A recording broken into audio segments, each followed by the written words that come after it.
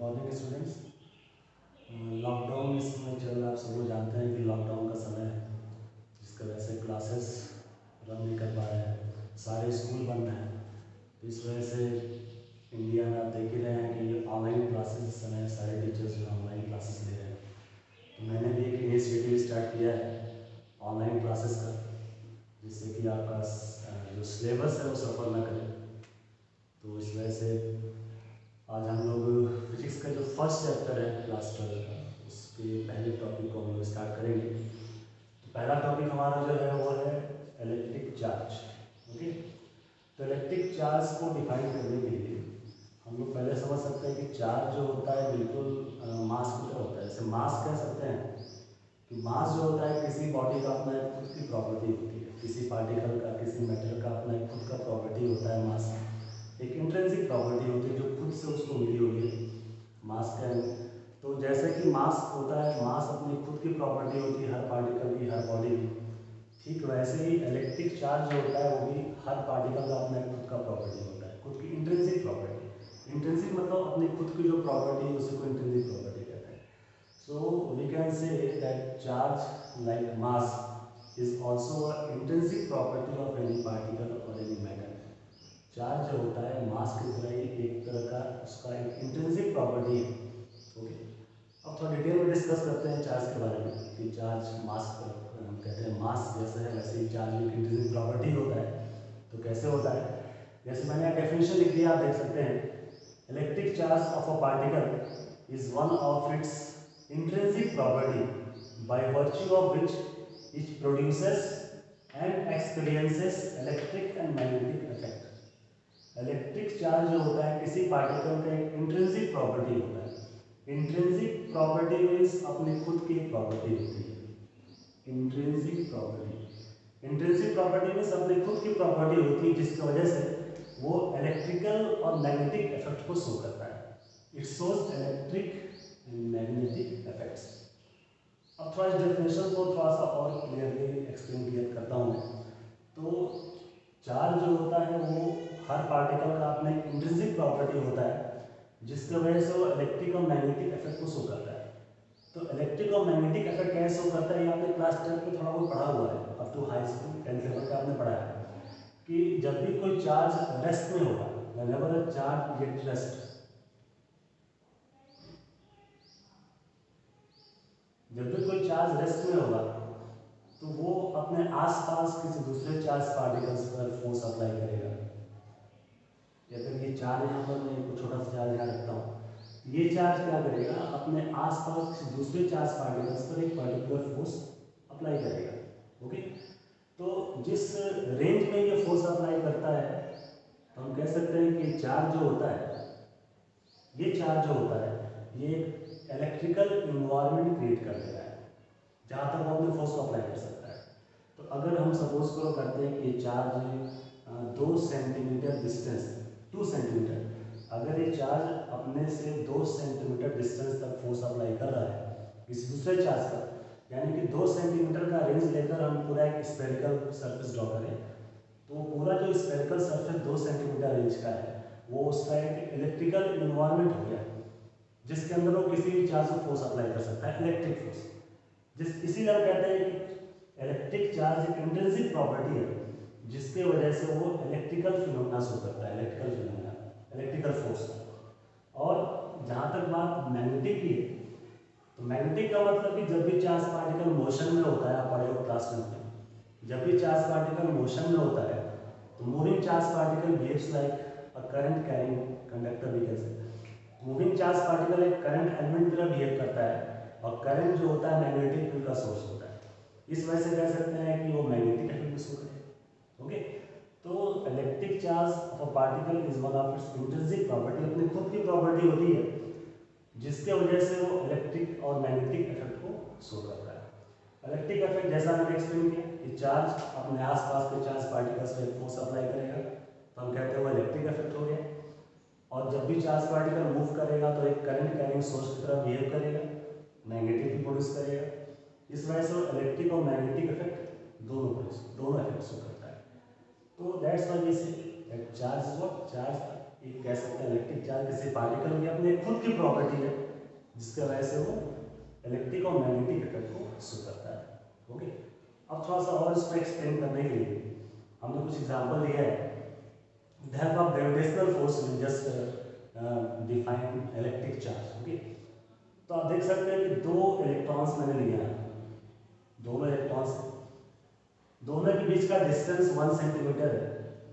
तो दोनों इलेक्ट्रॉन्स का अपना एक मास तो होगा, and you know very well the mass of electron is mass of electron 9.1 into 10 power minus 31 kg,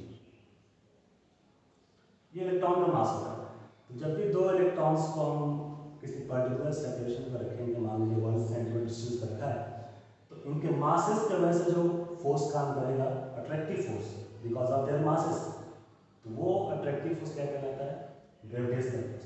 तो दो इलेक्ट्रॉन्स जिनका मास 9.1 into 10 power minus 31 kg है, इनके बीच में जो मासेस की वजह से जो अट्रैक्टिव फोर्स काम कर रहा है, इसको ग्रेविटेशनल फोर्स कहते हैं। The formula is Gm1 m2 by r square. You know very well. Putting the values, सबकी वैल्यूज रखने के बाद 1 सेंटीमीटर डिस्टेंस लेकर के जो ग्रेविटेशनल फोर्स की वैल्यू आती है वो आती है 5.5 into 10 power minus 67 न्यूटन। यानी कि दो इलेक्ट्रॉन्स के मासेस के वजह से जो उनमें अट्रैक्टिव फोर्स काम करे, उसको ग्रेविटेशनल फोर्स कहते हैं, उसकी वैल्यू आती है 5.5 into 10 power minus 67 न्यूटन। इतना अट्रैक्टिव फोर्स काम कर रहा है। ओके, अब इसके बियॉन्ड जो दो इलेक्ट्रॉन्स हैं, तो एक्सपेरिमेंटली ये भी ऑब्जर्व किया गया, साइंटिस्ट लोगों ने ये भी ऑब्जर्व किया कि इस अट्रैक्शन के बावजूद उनके लिए एक और फोर्स काम कर रहा है जो कि था repulsion. Beyond this attractive force, gravitational force के अलावा ये ऑब्जर्व किया गया कि एक फोर्स और है जो इनके बीच में काम कर रहा है, वो फोर्स क्या था? Repulsive force. Okay, an electron repels electron with a force of 2.3 into 10 power minus 24 Newton. तो ऑब्जर्व ये किया गया कि इस अट्रैक्टिव फोर्स के अलावा एक और फोर्स काम करता था जो कि बेसिकली रिपल्सिव नेचर का था, और उस फोर्स की वैल्यू थी 2.3 into 10 power minus 24 न्यूटन, जो कि ग्रेविटेशनल फोर्स से कहीं ज्यादा है। तो फाइनली ये कंक्लूजन निकाला गया कि जैसे कि हम कहते हैं कि ग्रेविटेशनल फोर्स क्यों काम करता है? ग्रेविटेशनल फोर्स काम करता है मास की वजह से, और मास क्या है? मास किसी पार्टिकल की अपनी एक इंट्रिंसिक प्रॉपर्टी, खुद की प्रॉपर्टी है। ठीक वैसे ये कहा गया कि ग्रेविटेशनल फोर्स के अलावा एक और फोर्स है जो कि दोनों चार्ज पार्टिकल्स को रिपेल कर रहा है। तो हम ये कह सकते हैं कि इलेक्ट्रॉन्स के पास कुछ एक्स्ट्रा प्रॉपर्टी है, जिसकी वजह से ये रिपल्सिव फोर्स काम कर रहा है। तो जिस एक्स्ट्रा प्रॉपर्टी की वजह से दो इलेक्ट्रॉन्स में रिपल्सन काम करता है, उसी एक्स्ट्रा प्रॉपर्टी को हम नाम देते हैं electric force. So electric force क्या है? इलेक्ट्रिक फोर्स बिल्कुल मास की तरह एक एडिशनल प्रॉपर्टी है। जैसे कि मास किसी पार्टिकल की अपनी एक प्रॉपर्टी होती है, वैसे ही चार्ज किसी पार्टिकल की अपनी एक प्रॉपर्टी होती है, एक एक्स्ट्रा प्रॉपर्टी जो नेचर ने उसको दिया है।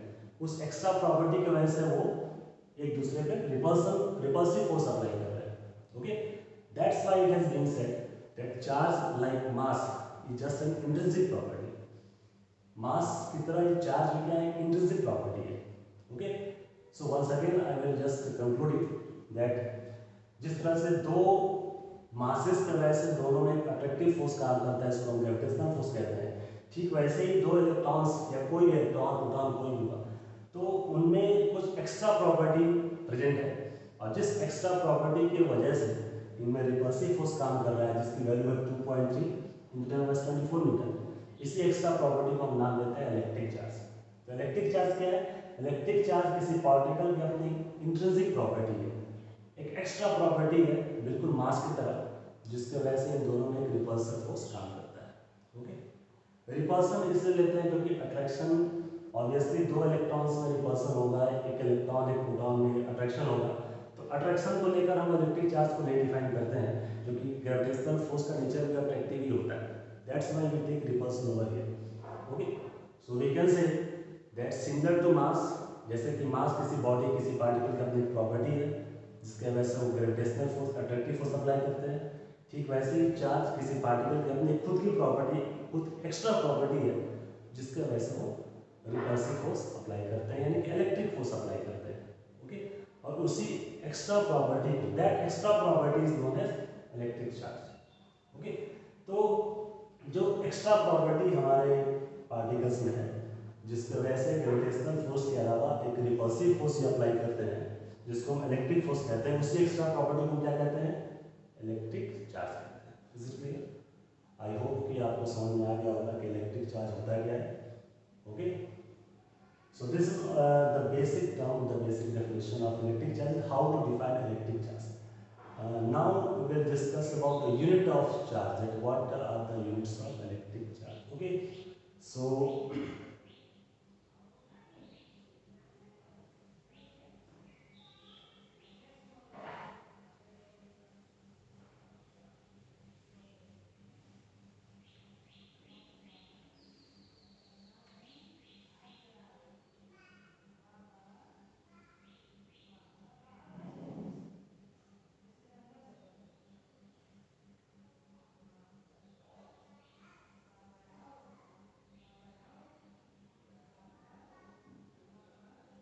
so to define the unit, you know very well in class 10 also you have studied that the formula for charge Q just equals to I into T.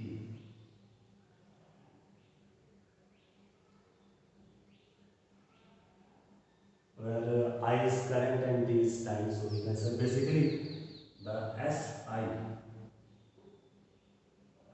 unit is coulomb second. SI unit is just coulomb, okay, because you know very well that I into T is, so SI unit is just given as coulomb, okay, and we can, from this formula we can say that one coulomb equals to 1 ampere second. Okay, because charge just equals to I into T, I is current and time is T is second, so 1 coulomb is just equals to 1 ampere second. And finally we can say that 1 ampere minute, 1 ampere minute, in 1 minute there are 60 seconds, so we can write 60 ampere second, and ampere second is equals to coulomb, so we can say 60 coulomb. So 1 ampere minute equals to 60 coulomb. Okay, next is 1 ampere hour. 1 ampere hour, in 1 hour there are 3600 seconds, so we can say 3600 ampere 3600 ampere second. Again ampere second is coulomb, so we can say 3600 coulomb. So these are the SI unit. SI unit is coulomb. 1 coulomb is 1 ampere second. 1 ampere minute is 60 coulomb. 1 ampere hour is 3600 coulomb, and so on. Okay. So these are the unit SI unit. Next we will discuss about the CGS unit of charge. That what is the CGS unit? Okay. In CGS there are two units: electrostatic unit and electromagnetic unit. Okay. And I hope that you must stay understanding very well, and whatever doubts you are having you can just message me. Okay.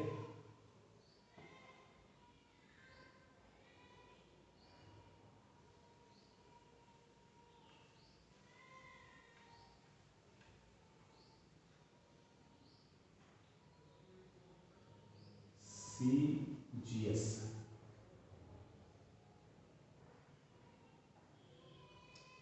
So in CGS unit we can say that in CGS unit it is just state coulomb, STAT, stat coulomb, and 1 stat coulomb equals to 3.336 into 10 power minus 10 coulomb. So 1 stat coulomb is equals to 3.336 into 10 power minus 10 coulomb. It is value of 1 stat coulomb, or we can say that we call it as 1 stat coulomb, or ESU, electrostatic unit. Electrostatic unit, ESU means electrostatic unit, which is called as जिसको हम कहते हैं stat column, and one stat column is 3.336 into 10 power minus 10 coulomb. Next one is EMU. EMU means electromagnetic unit. Okay, so first is stat column or ESU, electrostatic unit, and one stat column is equals to 3.336 into 10 power minus 10 coulomb. Okay, and next is electromagnetic unit, and what we call as electromagnetic unit, it is just an absolute coulomb. AB means absolute, and one ab coulomb, absolute ab. Okay, so one ab stands for absolute over here, and one ab coulomb is just equal to 10 coulomb. So electromagnetic unit is ab stands for absolute, so one ab coulomb is equals to 10 coulomb, and stat coulomb, electrostatic unit, it is also known as Franklin also, or Franklin, F-R-A-N-K-L-I-N, Franklin. We can say that one Franklin is just equal to 3.336 into 10 minus 10 coulomb. So these are the serious unit of electric charge. Okay. Now next we will just discuss about some practical units over here.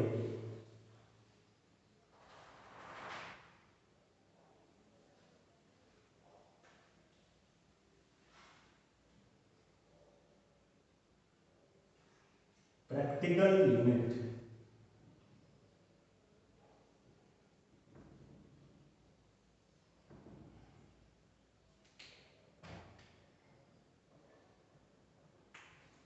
Practical unit is 1 Faraday, and 1 Faraday is equals to 1 mole of fundamental unit of charge. Fundamental unit of charge.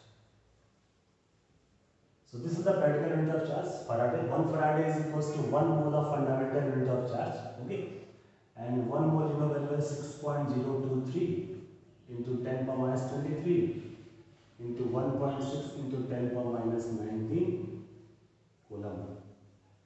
So this is the value of 1 Faraday.